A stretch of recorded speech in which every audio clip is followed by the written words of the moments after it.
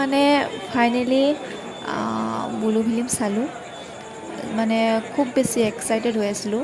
মানে চবেই কৈ আছিল যে ব্লু ফিল্ম চাম, ব্লু ফিল্ম চাম, মানে বহুত আৰু মানে মই নিজে বহুত বেছি এক্সাইটেড হৈ আছিলোঁ। তো ফাইনেলি চালোঁ, ভাল লাগিল।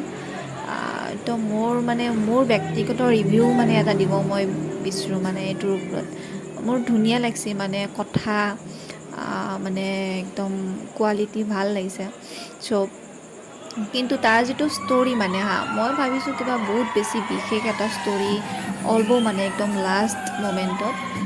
তো প্ৰথমখিনিতো অকণমান ব'ৰ লাগিছে সঁচা কথা ক'ব গ'লে, কিন্তু জানো যে লাষ্টত এটা কিবা নহয় কিবা এটা মেছেজ দিব, আৰু সেইটোৰ কাৰণে একদম ধৈৰ্য ধৰি চাই মানে ৰখি আছোঁ মানে। তো ভাল লাগিছে চাই। কিন্তু যিটো মানে আমি ভাবি গৈছিলোঁ, মই কিন্তু সেইটো পোৱা নাই। মানে মোৰ ব্যক্তিগত মানে ৰিভিউ এইটো, মানে মই নিজৰ মনৰ পৰা মই মানে কি ফিল কৰিলোঁ, মই কি শিকিলোঁ, মানে সেইটোৱে মই ক'ব বিচাৰিছোঁ। বাকীতো ঠিকেই আছে, কিন্তু যিটো মেইন ষ্টৰি মই ষ্টৰি হিচাপত মানে তাত একো নাপালোঁ। জাষ্ট মানে মানুহকেইজনে লগ লাগি মানে লকডাউনত বহুত অভাৱ হৈছে, মানে নাটনি হৈছে। জাষ্ট এটাই অপশ্যন আছিল যে তাহাঁতে মানে ব্লু ফিল্ম বনাব। তো মই এইটোও কোৱা নাই যে অসমীয়া চিনেমাত ছেক্স কৰাটো বহুত বেছি বেয়া কথা নহয়, এইটো নৰ্মেল আজিকালি।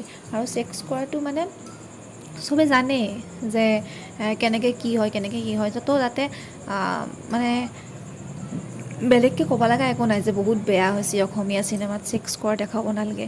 খুব সুন্দৰ হৈছে, সেইটো দেখাইছে, ভাল লাগিছে। কিন্তু মানে মই বহুত বেছি এটা ষ্টৰি নাপালোঁ। ষ্টৰিটোত কেৱল মানে প্লেনেই কৰি থাকে যে কাক কৰিম, কি কৰিম, কেনেকৈ কৰিম। তো সেনেকুৱা। আৰু লাষ্ট টাইম যিটো ব্লু বাই মান্তি হ'ল, সেইটো মানে কামৰ কাৰণে ফাইনেলি মান্তি হৈ মানে কামটোও কৰিল ধুনীয়াকৈ। কৰি পেলাই তো তাত যিটো ইম'চন আহিল মানে মানুহখিনিৰ, সেইখিনি চাব লগা। আৰু মানে সেইখিনি ভাল হৈছে, মানে বহুত সেইখিনি মানে খুব এটা অনুভৱ কৰিব লগা কথা নাৰীৰ, তাৰপিছত লগতে পুৰুষৰো, মানে দুয়োপক্ষৰে দুটা মানে খুব অনুভৱ কৰিব লগা কথা, মানে দুয়োপক্ষই ফিল কৰিছে। কিন্তু মোৰ হিচাপত ব্লু বাইজনী মানে মৰি যোৱাটো মানে ঠিক হোৱা নাই চাগে। যদি তেওঁ মানে জীয়াই থাকিল হয়, মানে তেওঁ ফাইট কৰিল হয় যে হয় আজি মানে লকডাউনৰ অভাৱত পৰি আমাৰ নতুন প্ৰজন্মৰ এনেকুৱা এটা অৱস্থা হৈছে, তো এনেকুৱা। তো মই ভাবিছিলোঁ বহুত কিবা বিশেষ মানে শিকিব পাইছোঁ বাৰু, ঠিকে আছে, ভাল লাগিছে চাই। লাষ্ট মমেণ্টখিনি বহুত বেছি বেয়া লাগিছে। তেনেকুৱা কাৰো লগত নহওক, আৰু আমাৰ নতুন প্ৰজন্মটোক ভালকৈ বুজি পাওক এই কথাখিনি, যে মানে অভাৱ নাটনিয়ে যে আমাৰ মানে চৰিত্ৰৰ মূল চাবি কাঠি, সেইটো যাতে বুজি পায় চবে। তো এনেকৈ আৰু বিশেষ ক'ব লগা একো নাই। মোৰ মানে সেইটোৱে যে মই মানে ষ্টৰি এটা নাপালোঁ ভাল, জাষ্ট প্লেন বনাই আছে যে কাক কৰিম, কেনেকৈ কৰিম। তো সেইটোৱে। আৰু অনাগত দিনত যাতে আমাৰ লগত এনেকুৱা একো মানে কৰিব লগা নহয়, অভাৱ অনাটনৰ কাৰণে। তাৰ এটা সুন্দৰ মানে ভাৱ প্ৰকাশ এটা পাইছে, তাৰ সুন্দৰ নিদৰ্শন এটা দেখাইছে ধুনীয়াকৈ। তো সেইখিনি মোৰ ভাল লাগিছে পিছলৈকে।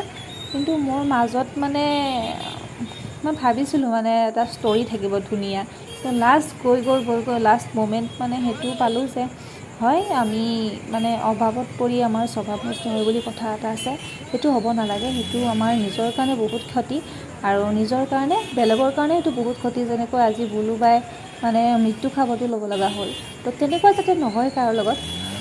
মোৰ ফালৰ পৰা মোৰ মানে ব্যক্তিগত মত এইটোৱে।